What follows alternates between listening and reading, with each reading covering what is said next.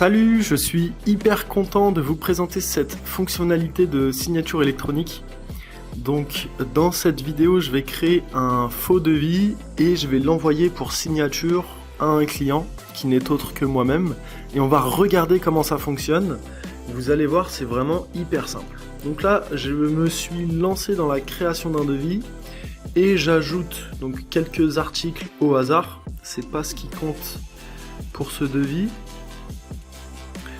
Donc voilà, j'ai créé mes articles et je vais enregistrer le devis. Ensuite, quand je reviens sur la page du devis, je vois que dans le bouton d'action, je n'ai pas le bouton envoyer pour signature parce qu'il faut d'abord que je transforme mon devis de brouillon à finaliser.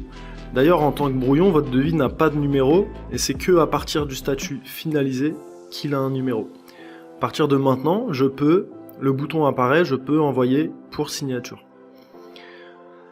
Petite précision, il va falloir à ce moment-là que vous ayez bien enregistré dans votre fiche client au moins son mail et son numéro de téléphone, c'est obligatoire.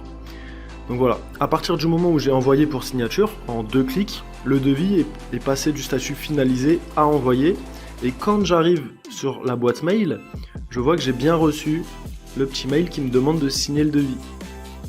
Donc là, d'une manière très simple, je clique sur le bouton signer le devis et j'arrive en tant que client final sur le document. Donc je vais parcourir le document. C'est obligatoire qu'il soit parcouru de bas en haut et de manière complète. On va voir qu'en haut à gauche, le petit statut va changer. Voilà, maintenant que je suis descendu jusqu'en bas, il y a écrit qu'il a été lu. Et maintenant, je vais pouvoir signer ou refuser. Donc bien évidemment, pour cet exemple, je vais signer.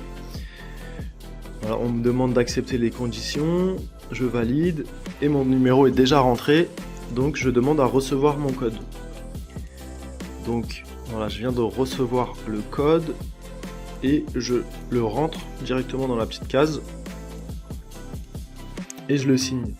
Et voilà, ça y est, c'est terminé, le devis a été signé. Donc on voit qu'il n'y a rien de plus simple. Je reçois un mail m'indiquant que le client a bien signé son devis et quand je retourne sur la page du devis, je vois qu'il a été transformé en statut signé automatiquement.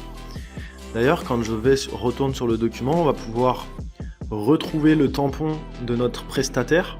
Et ça, c'est un des gros avantages de cette fonctionnalité, c'est qu'on a tout intégré nous-mêmes, vous n'avez pas besoin de vous connecter à un autre logiciel. Donc on voit le tampon de notre fournisseur Docage. Voilà, c'était tout pour cette fonctionnalité de signature et moi je vous dis à très vite.